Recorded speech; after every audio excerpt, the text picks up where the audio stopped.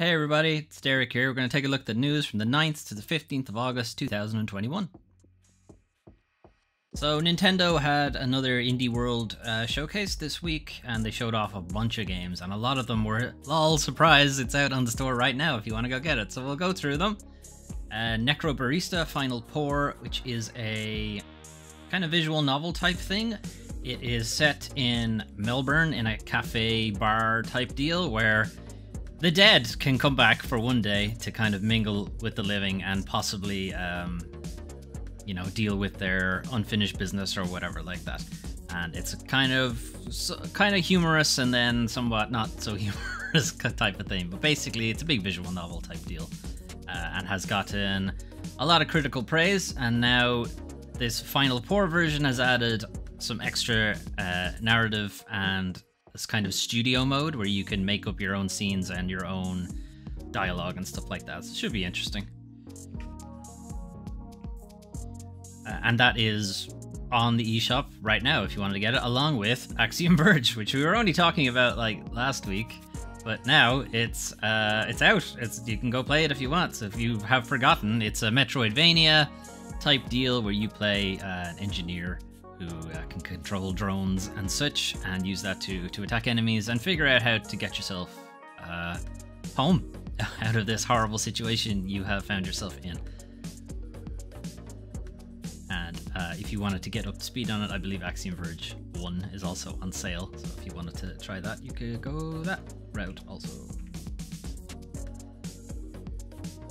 Also available on the eShop, and then also available on the eShop is Garden Story, which again has only just released.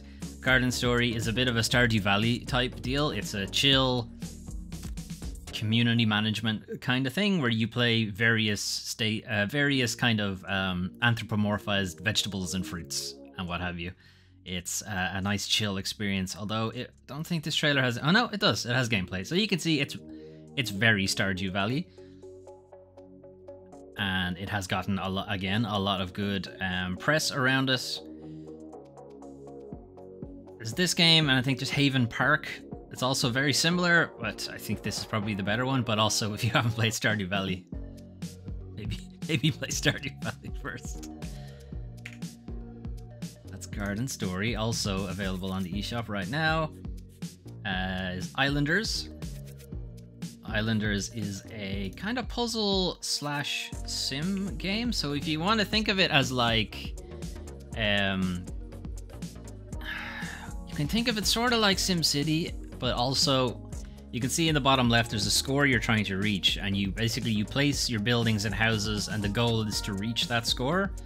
And different placements will give you different bonuses. So like having residential things all together will do better, and so on. So it does have that kind of mechanic from like Civ and SimCity, where like having certain buildings beside some buildings will give you a better bonus, and that kind of thing.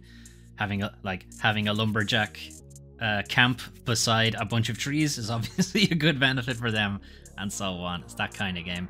Anyway, it's out on Switch now if you wanted to give it a shot. As well as Boyfriend Dungeon. So Boyfriend Dungeon is kind of part dungeon crawly hack and slash type deal, and then part dating simulator. So you take the weapons into the dungeon and progress your affinity with them or whatever, and that leads to better damage with the weapon, new abilities, things like that. But it also leads to like furthering your relationship in the dating side of thing with these weapons and such. One thing to point out about the game is that it is while it is kind of fun and kind of fun loving kind of thing, it's also like there is a content warning before it, because there are things like over attachment, stalking, gaslighting, that kind of thing. So it's not quite as fun loving as it might appear at first glance, basically, is what I'm getting at. Then there was Curious Expedition 2, which I think is a management sim slash roguelike, which is a bit of a weird one. I actually don't know too much about Curious Expedition 2. I don't know Wasn't even aware there was a Curious Expedition 1, to be fair. So it's got procedural worlds. There's a bit of... feels a bit Lemmingsy? I don't know. It feels a bit Oregon Valley. Actually, yeah, that's probably what it sounds like. It's just a heavily fleshed out version of it. Don't know. Don't know how much about it. Yeah, it actually does seem...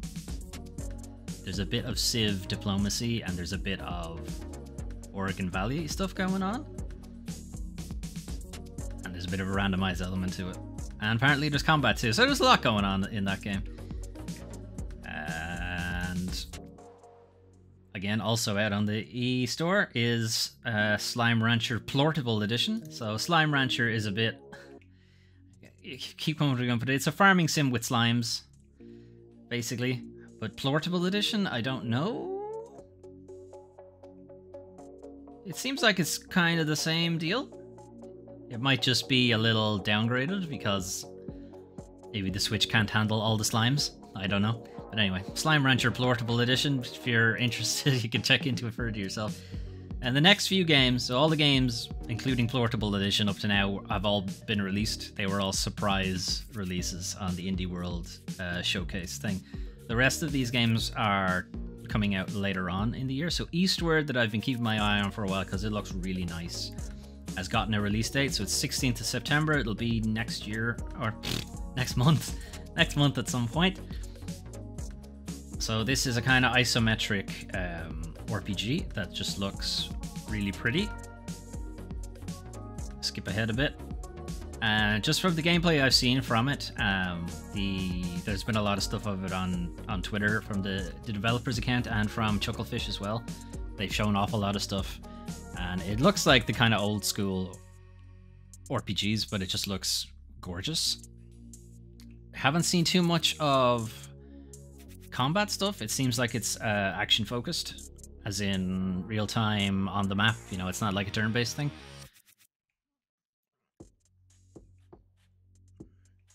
Anyway, I'm really looking forward to Eastward, and I'm hoping to see more of it soon. Maybe a demo or something. I don't know.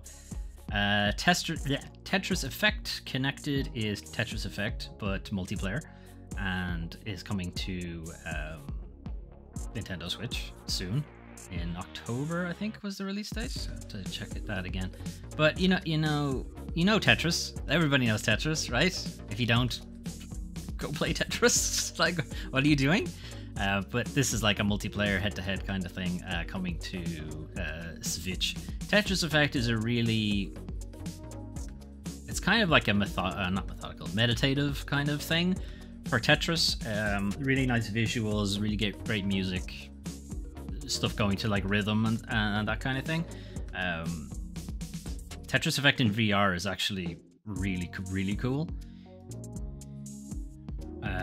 Including with that, we have Toem, a photo adventure, which was just announced, so it doesn't have a release date. So they're just kind of showing it off, and this is kind of a chill camera puzzle game.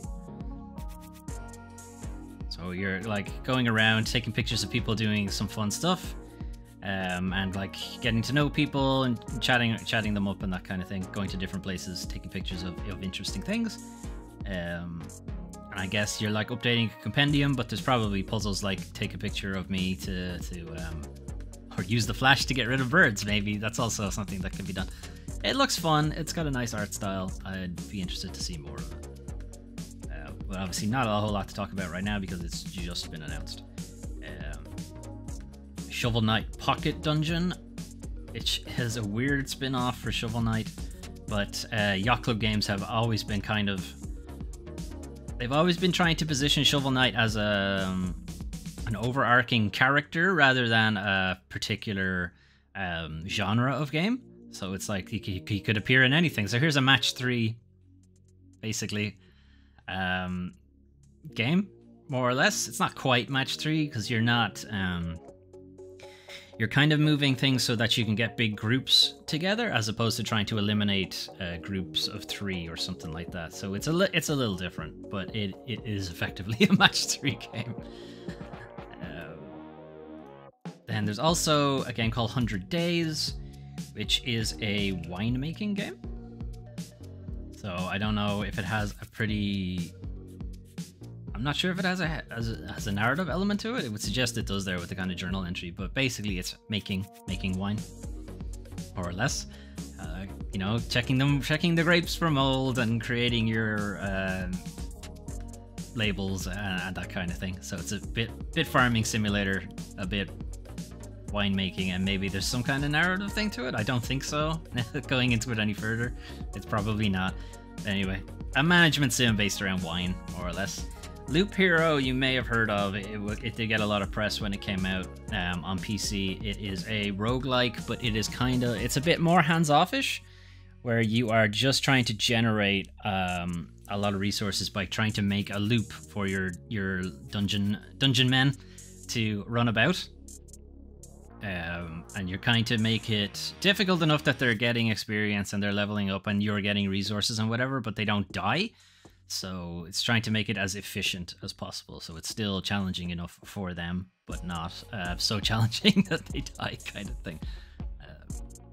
It did get a lot of good press it's justified. It's a very interesting title. You, not you. Well, maybe you actually. No, not yet.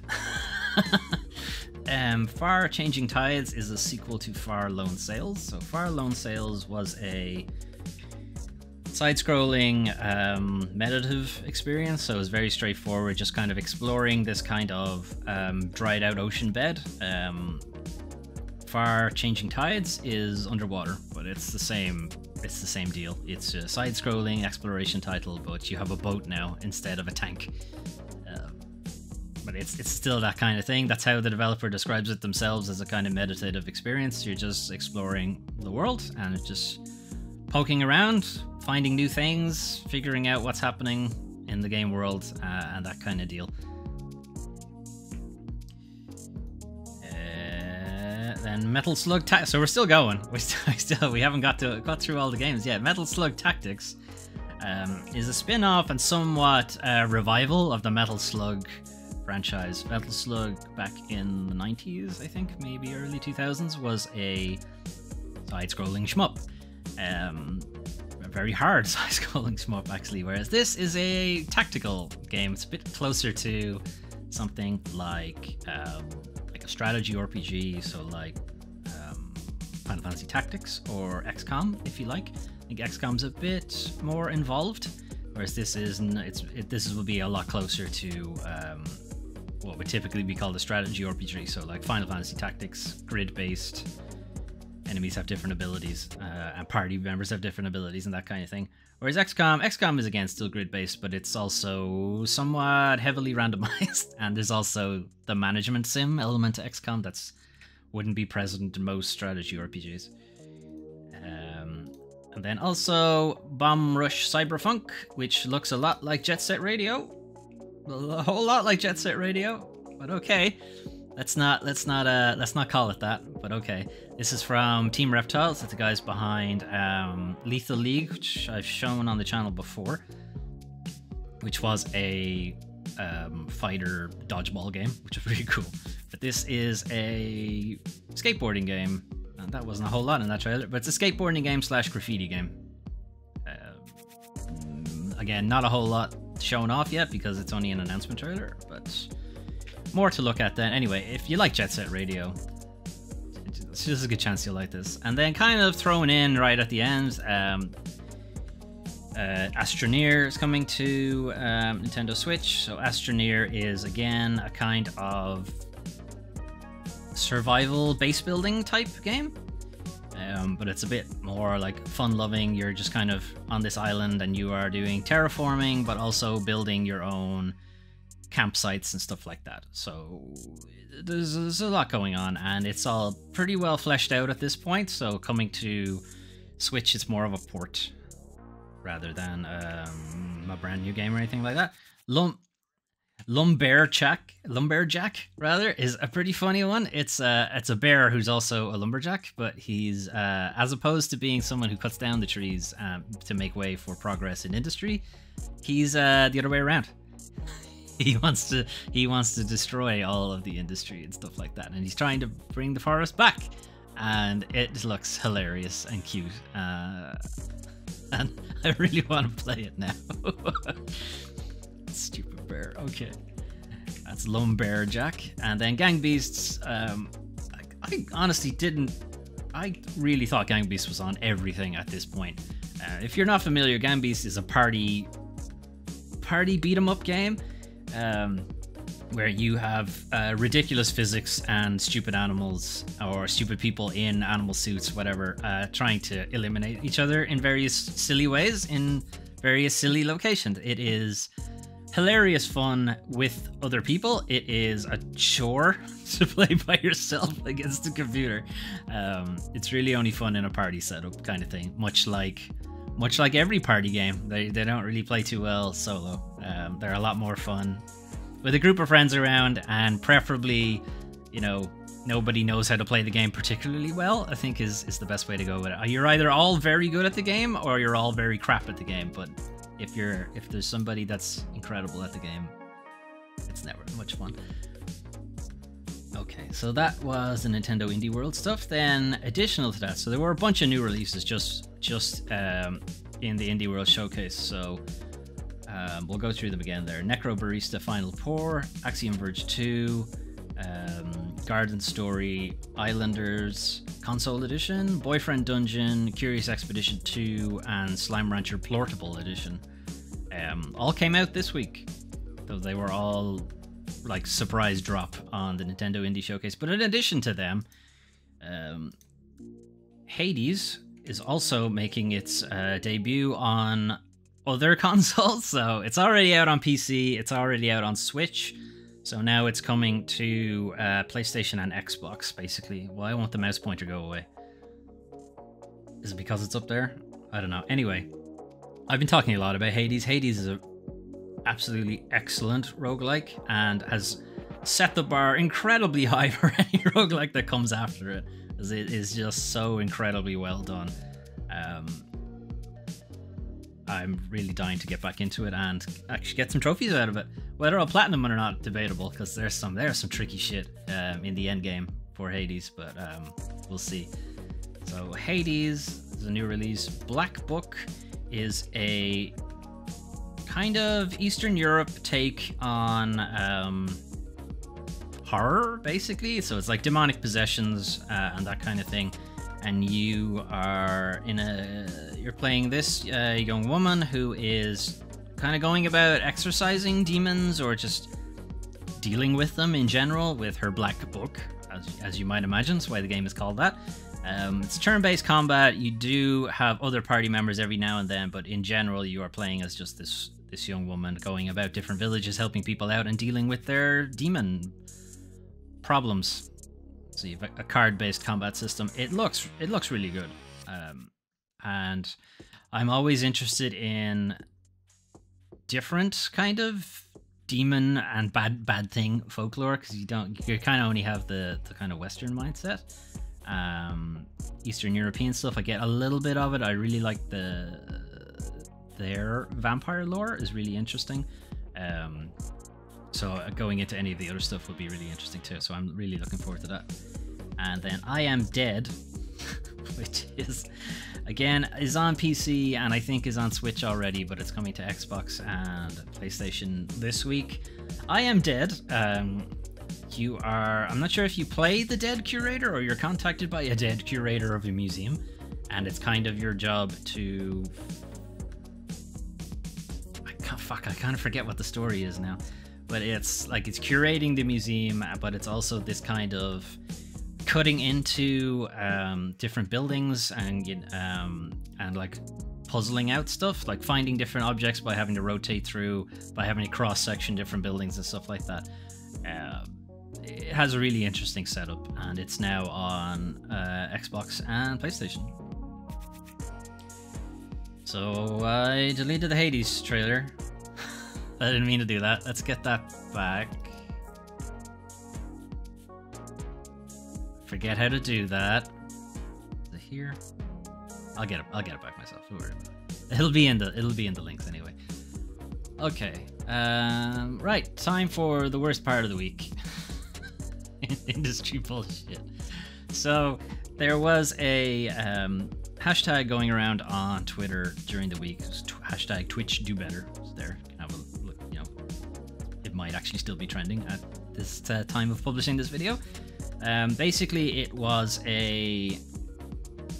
a kind of rallying cry for Twitch streamers who are sort of sick of hate raids and harassment and just generally Twitch not making good on their claim back in February to please watch us closely and hold us accountable. And it's that a lot of streamers feel that Twitch are not doing a good enough job to deal with. So Twitch streamers, particularly queer streamers and streamers of color, have continued to regularly suffer harassment campaigns, follow botting, and widely orchestrated hate raids, which is, as you might imagine, it's a bunch of people dumping into your chat and just spamming hateful shit. And there's very little that can be done about it. They do make a couple of suggestions. So some issues they're having here is that a lot more of my community celebrating themselves and their sexualities than it does any actual slurs or problematic language. So that is the moderation tools that they end up flagging the wrong thing. And as a result, they find it's better that they just turn those off, because it means that the community they actually want there in their chat can't express themselves the way they want to, so they end up having to turn off moderation tools to make it work, which of course opens them up to you know, harassment and hate speech, because again, the moderation tools had to be turned off, so they're not being moderated. So one issue that they're taking umbrage with is that the Twitch partner revenue split is currently 50-50, so it's 50 to the streamer, 50 to Twitch, and they feel that Twitch are just not fucking doing anything. They're not doing a good enough job to protect them, to protect their revenue and so on. So they feel like, okay, if you're not actually going to do anything, maybe we'll change the split to something else. So 70-30 is suggested and so on. That's obviously a legal thing that we'll have to go through. How well exactly that will be taken. Will they take the app platform approach that only takes a 30% revenue as opposed to 50-50 split? You could also point out that, you know, Twitch is backed by Amazon. Do they really need the money? Anyway, some things that are pointed out or put forward that could help with the kind of harassment and hate rating and stuff is to just straight up make it more difficult to make a new account by requiring users to use their phone number or whatever. Like, yes, like that would of course make it more difficult. It means you wouldn't just get banned and then immediately make a new account and go straight back to being harassing shit. While that would be a good thing, I imagine Twitch is probably beholden to certain numbers and getting new membership and that kind of thing. They have a metric that's probably attached to bonuses and some other capitalist terribleness. But there's nothing technically stopping them from doing that. Like, that's not particularly difficult to do. This next one that they put forward is a little trickier. So automatically block any form of hate speech whatsoever. The problem there is, what is hate speech? You know, you would have to codify it and then parse it in such a way that a computer will understand what you're talking about. And the thing is, you can't teach a computer how to understand language. It's extremely difficult. It's like it's one of the hardest problems in computing right now, is to get computers to understand natural speech. It's very, very difficult. So while it might seem like just block the hate speech, it's like, it's not that easy. Just from a straight up development standpoint, that is a very difficult thing to implement. There's a reason why so many of the big platforms have moderation issues around this kind of thing, and why back up here, you know, people just celebrating themselves and their sexualities also get caught in those moderation things. It's really difficult to tell context. A human being can understand the context, a computer cannot. We have not successfully managed to teach a computer to understand context yet. That's why Content ID, DMCA stuff, automatic flagging of copyright, that kind of thing, they don't get context. It's too difficult. It's too difficult a problem for it to work 100% the way everybody wants it to. There are gonna be false flags. You know, false positives, false negatives, they're gonna happen. And it's just gonna have to be tweaked endlessly. It's never gonna be 100% correct because, well, not never. I would hope 400 years into the future we figure it out at some point, but it's not gonna be anytime soon. These next ones, adding two-factor authentication. Again, very easy. Limit the age of accounts. I mean, technically it's easy. People put in their date of birth, but you can put in whatever you want. There's no verification of it, so... yeah, I mean, you could do it, but... you know, limit the age of accounts that are allowed... oh, hang on. I read that wrong. Limit the age of accounts that are allowed to respond in chat. So you would know how old an account is. So, like, they have to be... this account has to be more than a day old. I guess we'll get around them doing the harassment shit, but, you know... more than a week old, 6 months in, a year, whatever. You know, just that actually, yeah, I read that wrong. Twitch could inform streamers of incoming raids. I don't know necessarily how raids work. Do you all just agree to go open up a new tab and check out this person on Twitch? Is that easy enough to find? Would you have to block new people from joining for X amount of seconds before you could determine they were part of a raid, or if they were just legitimately just turned onto your channel out of nowhere? How would you tell, I guess? Would you have to know that they were watching X person's stream first, and you've noticed that a bunch of people who were just watching this person's stream have suddenly decided to, I guess? Maybe you could do it? And finally, Twitch could ban streamers who use their platform to harass other streamers. Well, yeah. Again, you would have to legally codify what harassment is, and as you've probably seen in other legal situations, there's no agreed upon what exactly harassment is. Even within Twitch's own guidelines, there's no agreed upon thing for what harassment is, for obvious reasons, because they don't want to be beholden to those rules. They don't want to have to be legally obligated for any of them, so they keep it vague on purpose. Anyway, Twitch kinda, sorta, not really responded to this, and it just says, we've seen a lot of conversation about botting, hate raids, and other forms of harassment targeting marginalized creators. You're asking us to do better, and we know need to blah blah blah.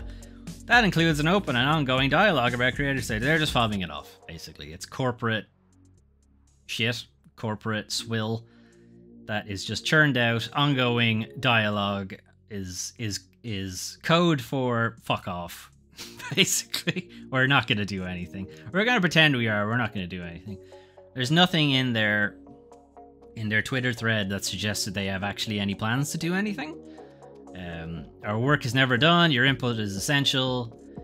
We'll be reaching out to community members to learn more about their experiences. You should really be doing that already. Encourage you to share feedback via the feedback service.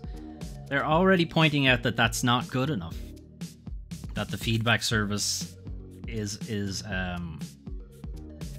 not fit for its purpose. Like, it's not doing its job. And you're suggesting that they just keep using it. It's like contacting someone because what you want isn't on the website, and they tell you to check the website. It's not on the website. It's when your keyboard says press F1 to connect keyboard, or keyboard not detected, press F1 to continue. Like, how am I supposed to do that, keyboard? It's not connected. Anyway, continuing with Twitch will finally tell streamers why they got banned. Thanks. It's like 200 years later. It only took 10 years, folks, for them to actually come out and tell you why you got banned. Ridiculous. Ridiculous it has taken this long. This should legitimately have been a thing from day one. Anyway, they've updated their enforcement notifications to basically give you a reason for why you were banned, instead of just telling you you were banned, or temporarily banned, or whatever. So you'll get the different reasons for it, whether it's copyright infringement, or harassment, or breaking guidelines, or being too sexy. Whatever it is. You know, different people, Amaranth and Indie Fox, all getting banned for being deliberately provocative on Twitch, going against their guidelines, or trying to get their way around it, but suggestively slurping into their microphone. What the fuck? Somebody was banned for harassment via username, but there's a bunch of them that Kotaku point out here, is that tons of them are temporarily banned for copyright infringement. which is just game music in general, just gets flagged for it. And you're like, what do you want me to do? Twitch is a thing for me to play games. Games have music. What do you want me to do about it? Like, there's no way around that. But that is an entire other conversation for why Content ID and that kind of system is just bullshit and needs a rethink. But that's not gonna happen anytime soon because they're not talking to the correct stakeholders. They're only ever talking to advertisement firms and publishing firms who own the rights to that stuff and not carving out legitimate usage of that stuff. Where like, I'm literally playing the game. This is an advertisement for your product and you're gonna hit me with copyright claims. It's like, it's shitty. Okay, so we thought we were taking a pause on the Activision stuff, but we're not. So the SOC investment group has sent back a letter to Activision, basically saying that their promises on the recent investor call are not good enough. They're inadequate. We appreciate the improved tone and increased detail of Blobby recent letter to Activision Blizzard employees, customers, and shareholders, and changes Mr. Kotick has announced do not go nearly far enough to address the deep and widespread issues with equity, inclusion, and human capital management at the company. Can we get rid of the term human capital? It sounds needlessly dystopic. Anyway.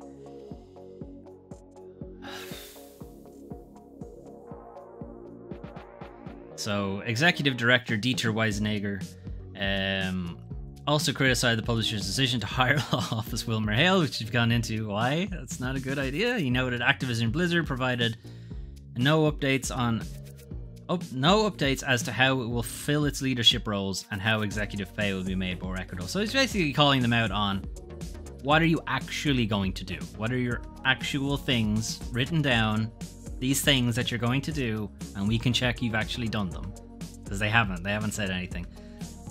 On the topic of Wilmer Hale, this firm has a sterling reputation as a defender of the wealthy and connected, which we've gone into already. They are union busters, more or less, and are protecting, or in their history have protected Nazis and Nixon during Watergate. Anyway, but it has no track record of uncovering wrongdoings. The lead investigator does not have in-depth experience investigating workplace harassment and abuse, and the scope of the investigation fails to address the full range of equity issues Mr. Kotick acknowledges. Yeah, doesn't, because that's not why they were hired. They weren't hired to check out harassment and abuse and scope of the investigation required. That's not why they were hired. SOC goes on to suggest the following things. Increased board diversity and equity by adding a woman director by the end of 2021, which Activision have last year, or maybe earlier this year, said that it was not possible for them to increase diversity. Anyway, increase board diversity and equity by adding a woman director. Anyway, said that, and commit to a gender-balanced board by 2025. Activision Blizzard's current board of directors includes 2 women and 8 men. Claw back the bonuses from executives that were found to engage in harassment. Oh, yeah. Let's go with that one. Hey, didn't do your job. Fostered an environment of harassment and toxic sexual abuse. Give me some of that money back because you weren't doing your job. Or better yet, goodbye. Undertake a company-wide equity review similar to the racial equity reviews that Facebook, Airbnb, Starbucks, and BlackRock have completed. BlackRock, Jesus. Anyway, SOC previously were known as the CTW Investor Group, which we have talked about on this channel before. They were the people who were saying that basically Bobby is paid way too much money. Like, way too much. Far too much money. Give us all that money back to the employees. You were given too much. So it's not surprising that they would be the ones to push back on this stuff, on Bobby's hand waving, more or less.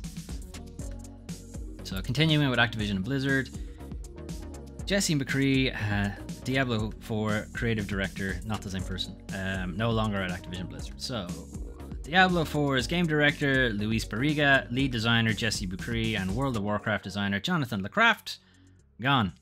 They've been let go from Blizzard, fired from Blizzard on Wednesday. Spokesperson for Activision Blizzard confirmed, we can confirm Luis Barriga, Jesse McCree, and Jonathan LeCraft are no longer with the company, and then a bunch of corporate swill. Jesse McCree, the namesake for Overwatch cowboy guy, and most recently designer on Diablo 4, was one of several current and former Blizzard developers who appeared in an image of a BlizzCon 2013 Cosby Suite. So you remember, I think it was last week, where we had the image of all of the Blizzard developers in the Cosby Suite. Anyway, he's one of them.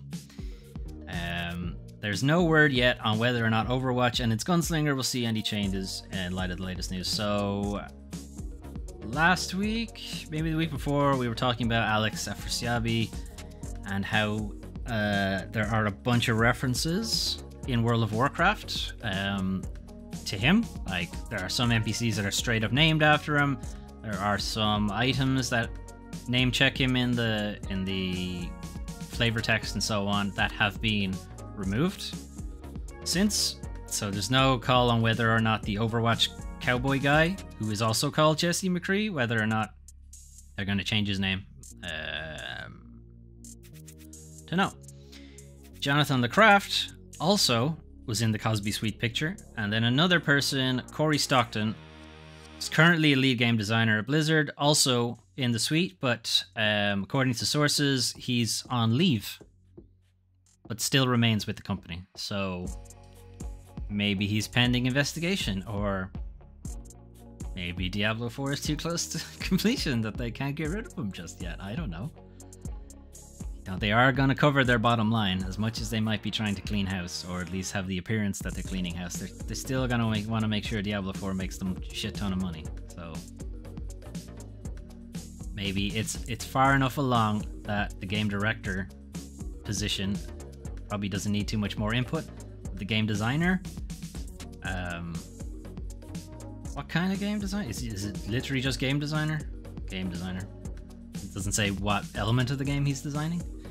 But, you know, Diablo is going to get a lot of tweaks and that different kind of thing, so it's kind of gross that they're probably hanging on to him just because they want to make sure Diablo makes money. Anyway, not done with Activision just yet. So this is a fairly lengthy report over on Polygon by Nicole Carpenter, who talks about the QA and customer service people working for Activision Blizzard and how shit that job is. How fucking terrible that job must be. Now look, QA in general is not a thankful task. You know, they tend to be blamed for when everything goes wrong and then just ignored every other aspect of the time. For my part, I worked with, I was going to say I worked for Activision, but technically I worked for a different company that contracted me out to Activision, and I did localization QA for them back when I was in college, and that job wasn't great. Like, the job itself was fine, it's just working with Activision wasn't great because it was super crunch, it was a lot of overtime.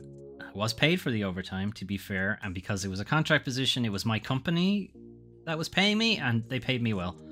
But people contracted directly to Activision as opposed to through a service like I was, don't get paid as well, and the hours are much, much worse. And things have only gotten worse over time. I was only in localization QA, which is not as heavy-handed as like actual game QA, like trying to find bugs and that kind of thing. Localization QA, if you're not familiar, is checking text to make sure like things are spelled correctly, grammar is correct, and it fits into the UI correctly.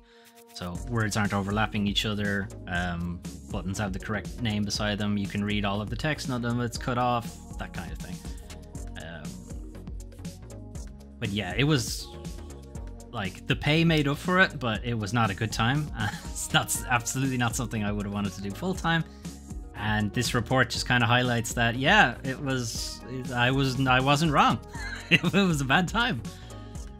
Anyway, it's a fairly lengthy report, but it's a good read, so I would recommend you giving it a look. This is kind of a small enough article. I just wanted to highlight this. Glu CEO and COO are departing from the company later on following EA's acquisition. Mostly I just wanted to highlight it because it's the same thing that happened to Codemasters. And it's the same thing that happened to BioWare and so on. Because this is what EA do. They buy the company out and they buy off the top leadership. You know, separate that out from the rest of the company. The leadership leave. And then EA can implement whatever they want at that point because there's nobody going to bat for the rest of the company because the leadership is gone. That's just what's gonna happen. You're gonna see them go the way of the other company because this is just what EA do. It's not just EA. Like, plenty of companies do this. They buy out like a really good company or a well-performing company, we'll say, pay off the leadership, get them out of the way, and take over. It's not nice. One little tidbit here that was kind of interesting is that the the CEO of Glu once held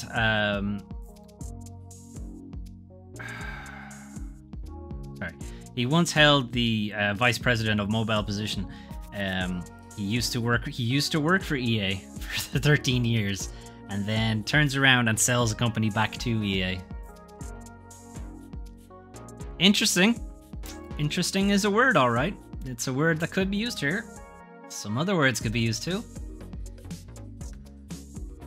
Okay, so we're coming back to this story because this has been getting ridiculous. So Matthew Storman, owner of ROM Universe, has been on this series, I guess, show, I want to call it.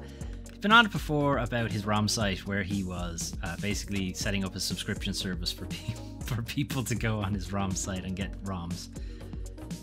Why on earth would you? Why would you pay for it anyway? Anyway, Nintendo have now called for a district court judge to implement it's like a restrainment order kind of thing, but basically they're asking him to permanently destroy all unauthorized Nintendo games or other unauthorized copies of Nintendo's intellectual property, including movies, books, and music, no later than the 17th of August, which is like tomorrow. If you're watching this when the video goes out, tomorrow. Otherwise, it's the 17th of August. Anyway, what's kind of ridiculous, this is kind of a very quick review of this whole situation, but in May, Nintendo sued Matthew Storman. I thought it was Stroman. Storman. Okay. He was ordered to pay $2.1 million in damages because of all the ROMs. It was X amount of money times how many ROMs there were on the site. Ended up being $2.1 million. He didn't have any of that money because he's unemployed, and his source of revenue was the website, which you've now shut down, so I can't pay you. So he was then ordered to pay in monthly installments of $50. And then he missed his first payment, which is what resulted in him being told to basically just destroy the website, pretty much, and any files that are on it. I just thought it was like ridiculous enough that it's monthly installments of $50 that they're still going after him, even though he has no money. But how long would it take him to pay that back? I'll give you a minute to do the maths. It's 3,500 years it would take him to pay back $2.1 million in installments of $50 a month. Jesus Christ. Anyway, that should probably have been a dumb stuff, but whatever. Okay, so this kind of shitty. There are no plans to bring Hellblade's new gen optimization update. So the Xbox Series version of Hellblade: Senua's Sacrifice, as well as the PC version, is getting a bunch of optimizations, but they are going to include ray tracing, 4K resolution, 120Hz display, and some other stuff. But that's not coming to the PlayStation version. Now, you know why it's not coming to the PlayStation version, because Microsoft bought Ninja Theory, who are the developers of Hellblade: Senua's Sacrifice. Now, while that is to be expected, it's also saying fuck you to the people who bought your game on PlayStation. Like, that's what you're saying to them. Anyone who would have been a fan of your work or bought the game on release, full price, you know, the thing your developers say you should do to make sure they can keep making the games they make, and then they turn around and say, no, fuck you. We got a new daddy. We got a new sugar daddy. It's just shitty. Like, their hands are tied, obviously. Like, Microsoft are definitely going to mandate it, but that's how it comes across. And obviously Microsoft aren't going to care that you said fuck you to them, because, you know, they didn't get any of that money because you bought it on PlayStation. It was Sony or Ninja Theory got that money. Microsoft didn't, so they're not going to care. Ninja Theory can't do anything about it because their new daddy told them not to put it on PlayStation. So it's the PlayStation fans who are fucked over about it. And I'm one of them, and that's why I put this in here, because I'm salty about it. I wanted all those updates, and I wanted the sequel too, but we're not going to see that either because, you know, it's a Microsoft first party now. So that's shit. Anyway. Alright, dumb stuff. Japan reaches impressive Poke-manhole milestone. As of this month, there are now over 200 Pokemon manholes in the country. So here you can see Pikachu standing over the corpse of Luigi. Anyway, here is a impressively low-res image of all of the different manhole covers. And when I was there, it was ages ago now, but I think I don't remember now, but I think I saw a Slowpoke manhole in Tokyo. But these are like really colorful and really nice manhole covers that are just in Japan. Some really cool stuff. Some other kind of, what do you think they're called in Japan? They're called Poke lids in English, but they're called Poke futa in Japanese. Don't look that up. Don't look that up. Okay. Okay, so last thing, Ryan Reynolds' new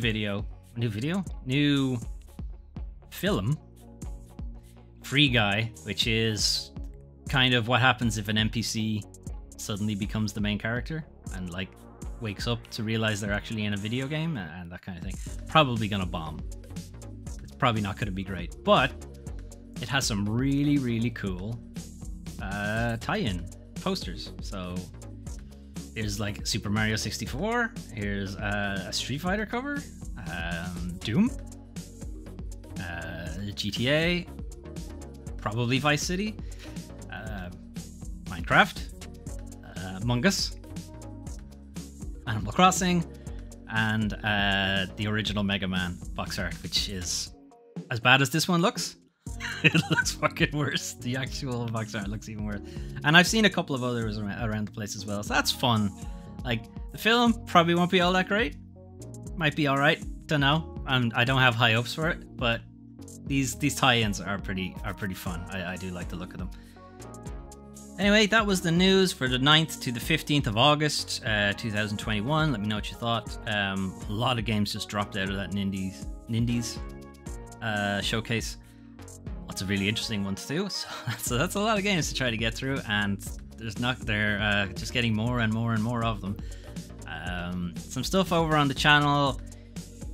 Plague Tale Part 4 went up last week. Plague Tale Part 5 will be up this week. I also played a bit of new Pokemon Snap, which is up on the channel. You can check that out. As for this week, I'm not sure what the game this week will be. I was gonna do Nier Replicant, but I don't think that game lends itself too well to like a Let's Play kind of thing, because it's like pretty heavy on story. So I don't know. I don't know what it's gonna be. It's gonna be something. Maybe one of the indie games that just came out. Maybe it'll be one of them. I don't know. But keep an eye out for it. Or if there are any games you want me to take a look at, they don't have to be new. They could be anything. If you want me to check them out. Also working my way still through Final Fantasy XIV. I've made a huge mistake getting involved in that game because it takes up a lot of my time because I really like it. But I will probably take a look at the expansion that I'm currently on, which is the very first expansion, Heaven's Word, which is really cool. It's like knights and dragons and that kind of thing. Lots of throwbacks to other Final Fantasies as well. It's been like really fun to play through. Anyway, that's it from me. I'll see you guys next time.